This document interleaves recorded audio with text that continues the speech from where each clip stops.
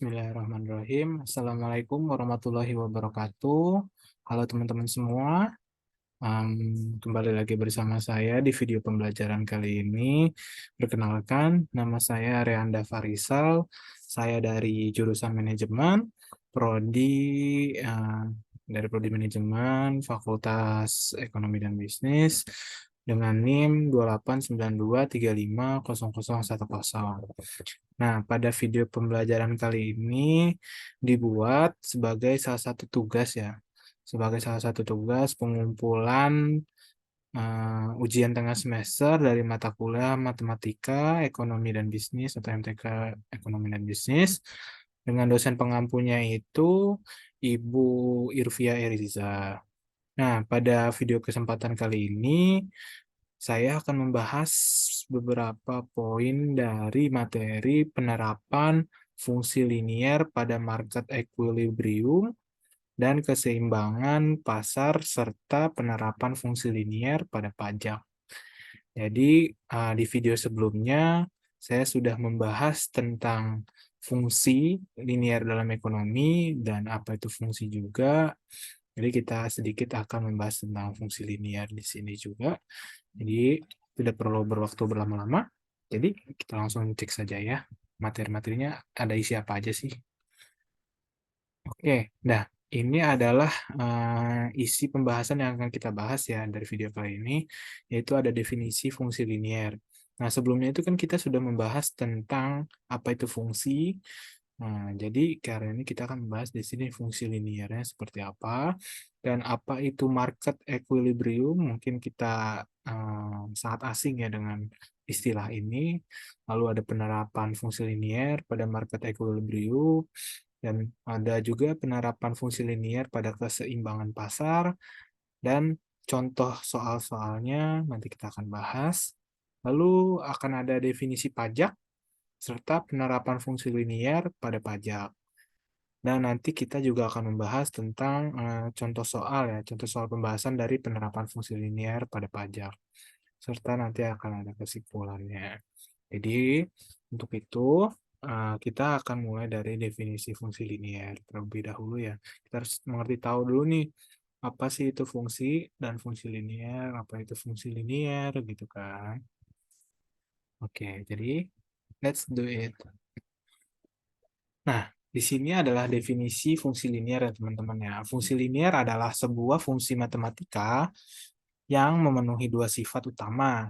Nah, seperti pertambahan dan skalar. Fungsi linier juga adalah jenis fungsi yang memetakan elemen dari suatu domain atau biasanya dibilang real ke elemen dalam atau kodomain yang juga bisa dibilang dengan bilangan real. Nah, persamaan garis ya, persamaan garis yang sering ditulis sebagai Y sama dengan M, X tambah C.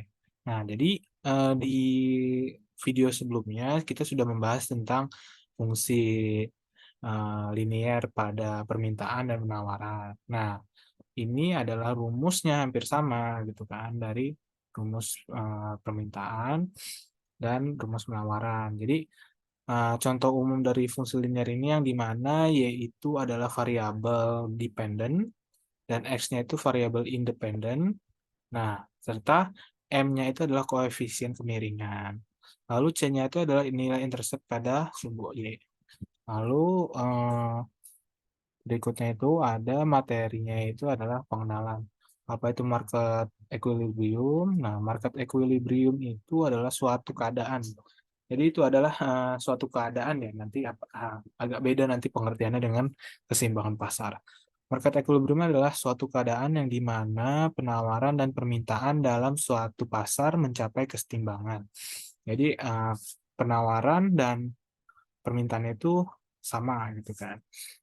Nah, yang berarti bahwa kuantitas barang atau jasa yang diinginkan oleh konsumen sama dengan kuantitas yang tersedia pada penjual.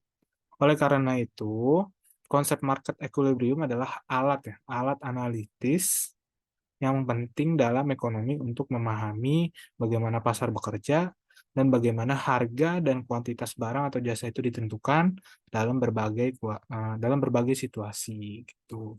Jadi nanti Kalau dalam konteks ini dia itu menggunakan konsep ya, konsep market equilibrium adalah alatnya gitu.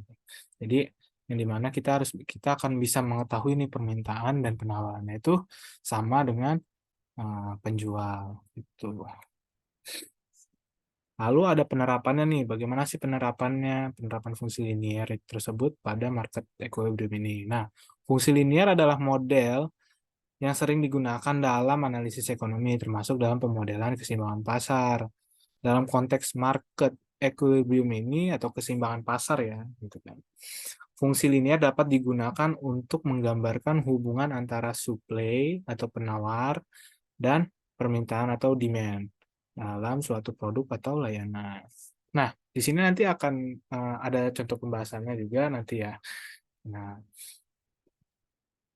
berikut adalah beberapa langkah dalam menerapkan fungsi linear dalam analisis market equilibrium. Yang pertama adalah ada fungsi permintaan atau demand function, lalu ada fungsi penawaran atau supply function, dan mencari keseimbangan pasar. Jadi dua fungsi ini sebelumnya kita sudah membahas ya, kita sudah bersama-sama membahas di video sebelumnya. Jadi nanti mungkin lebih lengkapnya lagi bisa cek video sebelumnya. Oke, selanjutnya. Nah, ini kita kembali ke penerapan fungsi linear pada keseimbangan pasar. Kalau tadi market equilibrium itu adalah konsepnya. Sekarang penerapan fungsi linear dalam keseimbangan pasar adalah alat analisis yang berguna bagi ekonom untuk memahami bagaimana harga dan kuantitas ditentukan dalam berbagai situasi pasar dan bagaimana perubahan dalam faktor-faktor seperti biaya produksi, preferensi konsumen, dan regulasi pemerintah dapat mempengaruhi keseimbangan pasar. Nah, dalam ekonomi pasar juga eh, dalam ekonomi pasar juga itu dia memiliki keseimbangan gitu kan. Keseimbangan pasar tercapai ketika jumlah barang yang ditawarkan oleh produsen sama dengan jumlah barang yang diminta oleh konsumen. Nah, terus selanjutnya itu adalah faktor-faktornya nih. Kan tadi ada faktor-faktor tuh yang dibahas ya kan. Faktor-faktornya itu apa aja sih? Yang pertama dari harga nih teman-teman. Dari harga itu adalah faktor utama ya, faktor utama yang bisa mempengaruhi keseimbangan pasar. Kenapa? Jadi ketika suatu barang itu atau jasa naik, ya, atau jasa naik, kuantitas yang ditawarkan oleh produsen biasanya akan meningkat, sedangkan kuantitas yang diminta oleh konsumen cenderung menurun. Lalu faktor yang kedua itu adalah perubahan preferensi. Maksudnya apa sih perubahan preferensi gitu kan? Nah, ini perubahan preferensi konsumen itu terhadap suatu produk atau jasa dapat berubah seiring waktu, ya kan? Jika nih ada jikanya nih, jika konsumen lebih suka produk tertentu. Jadi perubahan preferensi itu ya misalnya kita awalnya memilih barang A gitu kan. Tapi pada saat kita mau transaksi atau di tengah-tengah transaksi, tapi kita lebih suka dengan barang yang B gitu. Jadi itulah perubahan dari preferensi konsumen. Lalu yang ketiga itu adalah pendapat ya, pendapatan konsumen atau income. Nah, itu pendapatan konsumen itu juga mempengaruhi keseimbangan pasar.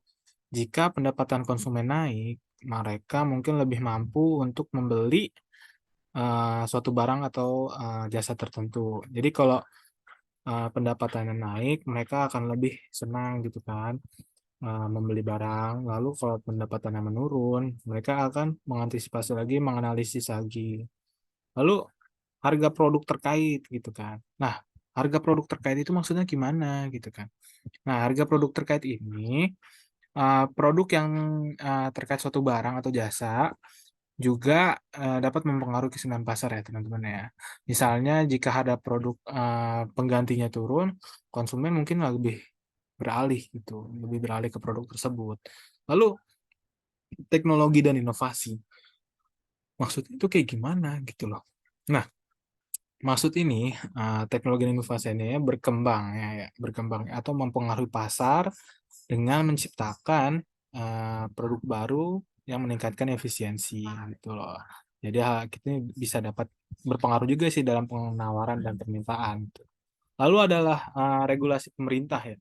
Regulasi pemerintah itu biasanya dari kebijakan pemerintah sendiri. Jadi dia udah menerapkan peraturan-peraturan yang harus ditaati oleh pasar, lingkungan pasar tersebut gitu loh. Lalu ada faktor eksternal. Nah, faktor eksternal ini bisa peristiwa alam, ya kan? Peristiwa alam juga kadang juga mempengaruhi gitu loh. Peristiwa alam gitu kan. Serta apalagi perubahan politik, ya kan? Bisa naik, bisa turun. Nah, faktor eksternal ini juga bisa menyangkut dari regulasi pemerintah gitu. Oke, terus kita selanjutnya. Nah, di sini kita akan membahas contoh soal penerapannya nih teman-teman pada market equilibrium atau keseimbangan pasar. Nah, soalnya itu adalah untuk menentukan harga keseimbangan di pasar, kita perlu mencari titik di mana fungsi permintaan atau kita simbol dengan D dan fungsi penawaran dan disimbolkan dengan huruf S bertemu. Harga keseimbangan pasar adalah harga yang dimana jumlah yang diminta sama dengan jumlah yang ditawarkan. Seperti tadi ya pengertiannya, pengertiannya. Jadi kita harus menyelesaikan persamaannya. Nah, nih persamaannya nih soal persamaannya D sama dengan S. Jadi fungsi permintaan sama dengan fungsi penawaran. Soalnya itu adalah 100 dikurang 2P sama dengan 50 tambah 3P. Nah, mungkin yang belum tahu bagaimana sih cara penyelesaiannya, kalian sebelum menonton video ini bisa menonton video sebelumnya tentang fungsi permintaan dan penawaran.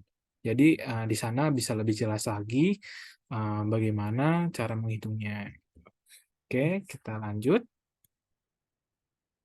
Nah, di sini selanjutnya kita atur D dan S sama-sama dan selesaikan untuk nilai P. Nah, begini teman-teman caranya. 100 sama dengan 100 dikurang 2P atau minus 2P sama dengan 50 tambah 3P. Nah, penyelesaiannya itu karena variabelnya di sini beda-beda, jadi kita satukan. Minus 2P kita pindah ruas ke kanan. Jadi hasilnya positif 2P tambah 3P. Lalu plus 50-nya itu kita pindah ruaskan ke kiri. Jadi hasilnya minus 50. Jadi di 100 dikurang 50 itu 50. 2P tambah 3P sama dengan 5P. Nah, kenapa nggak jadi dipangkat gitu? Karena kita nilainya mencari P gitu kan. Kita mencari P-nya. Jadi P sama dengan 50 bagi 5 sama dengan P 100. Jadi harga keseimbangan di pasarnya itu adalah $10. Kita bentuknya dalam satuan dolar ya. Oke, selanjutnya. Nah, soal kedua, untuk menentukan jumlah sepatu yang akan dijual, menentukan jumlahnya nih. Pada harga keseimbangan, kita dapat menggunakan salah satu dari fungsi D atau S. Nah, di sini kita akan menggunakan fungsi dari permintaan. Oke. Nah, ini contoh soalnya seperti ini. Fungsi permintaan sama dengan 100 dikurang 2P. D sama dengan 100 dikurang 2 kali 10. Loh, 10-nya dari mana? 10-nya yang tadi, harga keseimbangan $10. Jadi, 100 dikurang 20 sama dengan 80. Jadi harga pada keseimbangannya itu $10 dan akan ada 80 pasang sepatu yang akan dijual. Seperti itu teman-teman. Nah, selanjutnya kita akan membahas tentang pajak. Apa sih itu pajak gitu kan? Pajak adalah kewajiban finansial, ya, kewajiban finansial yang harus dibayar oleh individu, oleh kita, perusahaan, atau entitas lain kepada masyarakat atau pemerintah. Dari masyarakat ke pemerintah. Baik pada tingkat lokal, regional, atau nasional sebagai bentuk kontribusi atau pembiayaan bagi pemerintah dalam menjalankan fungsinya. Jadi siapa yang tak asing lagi nih dengan pajak ya kan? Kita tiap tahun selalu membayar pajak, entah itu pajak kendaraan, pajak bumi dan bangunan gitu kan. Kadang kita kalau makan di tempat makan pasti juga setiap membayar pasti ada kena pajaknya juga. atau kita ingin membeli barang, pasti ada kena pajaknya juga. Jadi tujuan pajak itu adalah untuk mendanai berbagai layanan dan program publik seperti infrastruktur, pendidikan layanan, kesehatan, keamanan, serta berbagai program sosial. Oke. Jenis-jenis pajak terdapat dari berbagai jenis pajak yang dikenakan oleh pemerintah di berbagai negara, dan berikut beberapa jenis pajak yang umum. Nah, ini jenis-jenis pajaknya, ada pajak penghasilan, penjualan, properti, pajak cukai, dan perdagangan. Nah, di sini juga penerapannya itu adalah mengacu pada sistem perpajakan di mana tarif atau presentasi pajak dikenakan pada pendapatan atau nilai tertentu tanpa pertimbangan jumlah atau nilai sebenarnya dari pajak layanan yang dikenakan ya. Ini berarti bahwa tarif pajak yang sama diterapkan pada semua kontributor terlepas dari beberapa banyak pendapatan nilai aset mereka. Lalu contoh soalnya itu adalah gini. Misalkan suatu negara memiliki pajak pendapatan dengan tarif 10% untuk pendapatan tahunan di bawah $50, 50.000, dan tarif 20% untuk pendapatan di atas $50, $50.000 gitu. Jika seorang memiliki pendapatan tahunan sebesar $60.000, berapa jumlah pajak yang harus dibayarkan? Oke, pembahasannya seperti ini. Terlebih dahulu kita harus mengidentifikasi batas pendapatan yang memisahkan kedua tarif pajak. Dalam kasus ini batasnya adalah $50.000. Selanjutnya kita akan menggunakan fungsi linier untuk menghitung jumlah pajaknya. Pendapatan di bawah 50, tarifnya itu 10%, pendapatan di atas 50, itu tarifnya 20%. Nah, hitung untuk pendapatan di bawah 50 dulu ya. Pendapatannya itu 50, tarif di pajaknya itu 10% atau 0,1. Jadi pajak dikali pendapatan kali tarif pajak. Jadi 50.000 dikali 0,10 hasilnya 5.000. Lalu yang kedua adalah hitung pajak untuk pendapatan di atas. Sama seperti tadi, cuman bedanya dikurangin sama yang sebelumnya. Pendapatan dikurang 50.000 dikali tarif pajak, yang hasilnya nantinya jadi $2.000. Oke. Selanjutnya itu adalah jumlah total pajak adalah jumlah pajak untuk pendapatan di bawah 50.000 ditambah jumlah pajak untuk pendapatan di atas 50.000. Nah, totalnya itu adalah pajak sama dengan 5.000 ditambah 2.000 yang hasilnya itu adalah $7.000. Jadi itu seperti itu ya teman-teman cara ngitungnya. Oke, untuk kesimpulannya itu adalah penerapan fungsi linear pada market equilibrium dan pajak membantu menggambarkan dan menganalisis interaksi antara penawaran, permintaan, harga, jumlah dalam konteks pasar. Hal ini memungkinkan ya pengambilan kebijakan, analisis, dan ekonom untuk memahami dan prediksi dampak perubahan pada pasar kebijakan terhadap ekonomi secara sistematis. Oke teman-teman, masih adakah? Oke, cukup sekian video pembelajaran kali ini. Nanti kalau memang misalnya ada yang kurang paham atau apa, nanti kita bisa belajar bersama-sama atau bisa klik kolom komentar aja. Saya tidak terlalu paham dan saya juga masih belajar. Untuk itu kita belajar sama-sama.